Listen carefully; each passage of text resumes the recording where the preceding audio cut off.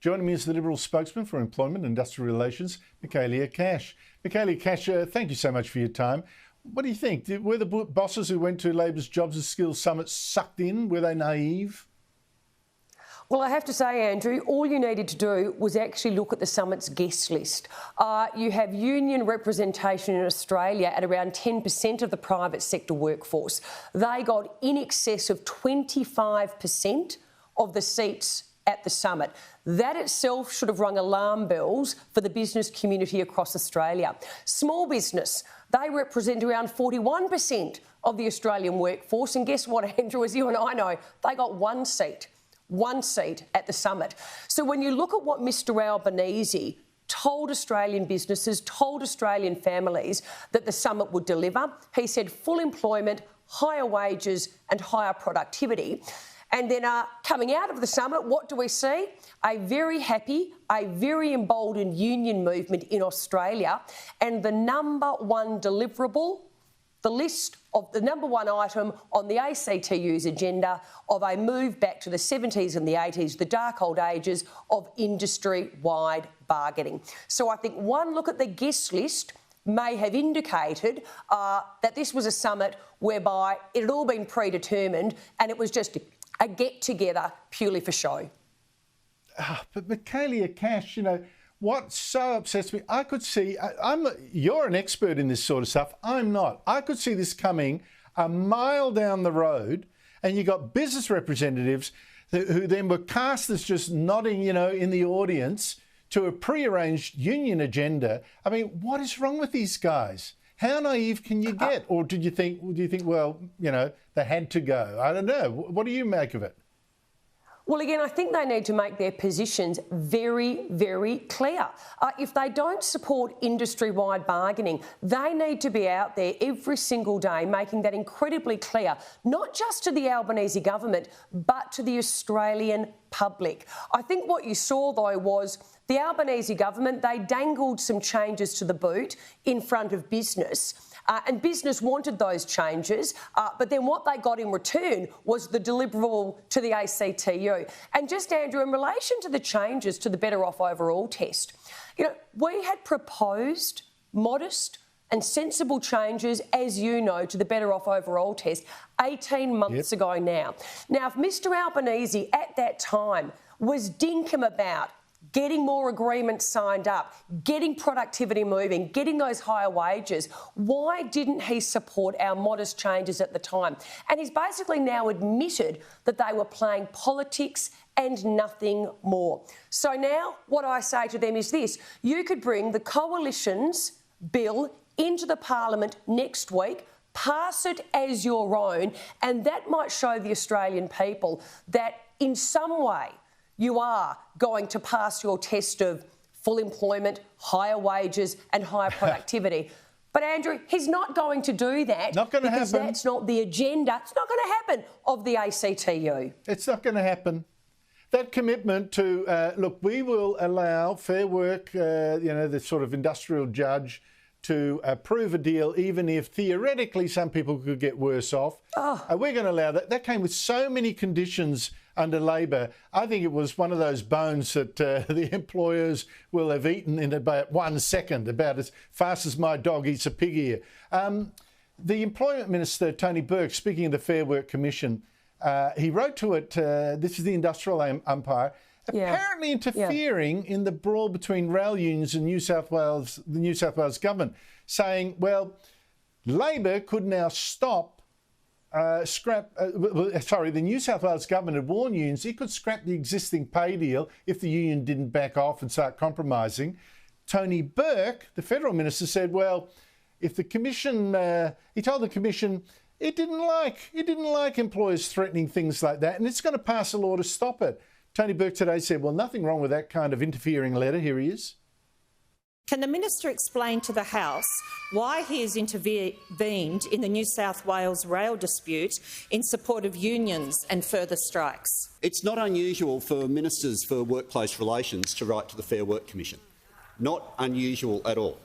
Not unusual for them to write to the Fair Work Commission in order to update the Fair Work Commission on what's happening with legislation. What did you make of that letter? Well, Andrew, the Fair Work Act is very, very clear. I think it's around section 674. You cannot seek to influence a member of the Fair Work Commission. That is actually a criminal offence with a penalty of up to 12 months imprisonment. A letter has been written by the Minister for Industrial Relations to the Fair Work Commission basically saying the Labor government want to make changes to the law, and in the event that you are looking at a termination of agreement, this is the law as we would like you to interpret it. As you and I know, courts and tribunals, they interpret the law as it is today. Not as Mr Albanese, not as Mr Burke, or not as the ACTU or the rail union would like it to be. So I have to say, I think, Andrew, there are very serious questions to be answered here.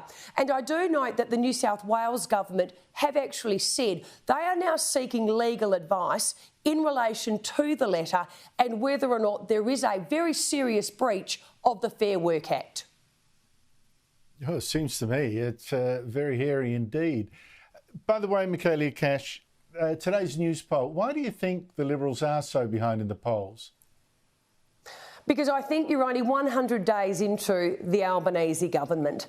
And I think people have to back the decision that they made to change governments in. But ultimately, for me, Andrew, and I am someone who's always been focused on policy, not polls. There is only one poll that counts, and that is the poll on election day. And so between now and election day, as an opposition, Peter Dutton, we need to be out there every single day holding the Albanese government to account, highlighting the bad policy decisions that they are making and going to make, highlighting that they have no plan for Australia, and in particular when it comes to addressing the cost of living. Because what did Mr Albanese campaign on? If you elected Mr Albanese, there were certain things he was going to do for you. The first was he was going to bring your electricity prices down by $275 per annum. He has completely walked away from that. He was going to tackle inflation. Well, guess what? I don't think he's tackling inflation, because if he is, inflation's winning. He was going to bring down interest rates. They're going up. But he was also going to deliver higher wages. I got that. Andrew, you did. I agree. I've said that many times. I do not see the practical policies to deliver on those promises, and I see, as you do, some backsliding.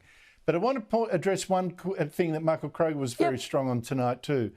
Is it also that, you know, you're going to wait for Labor to fail? Got that? That's part of opposition. You haven't advanced your own principles. Like, why haven't you spoken out in Labor's plan for The Voice, this Aboriginal-only parliament? Like you must be against it, surely.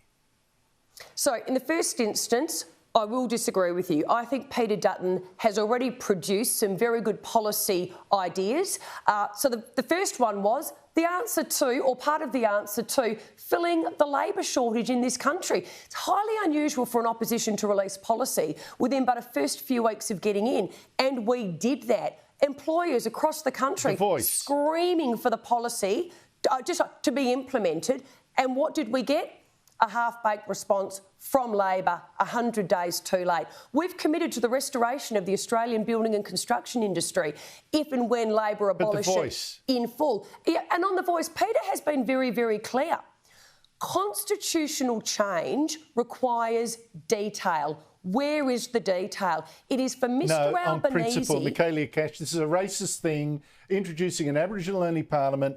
That has got to be against Liberal principle, which is for the individual, not to divide us by tribe. I'm just disappointed that Liberals don't dare say it just yet, and leaving it to... Well, I disagree with you, because I think Jacinta Price is out there and she is raising all of those issues. I think Peter Dutton's taking the right position at this point in time.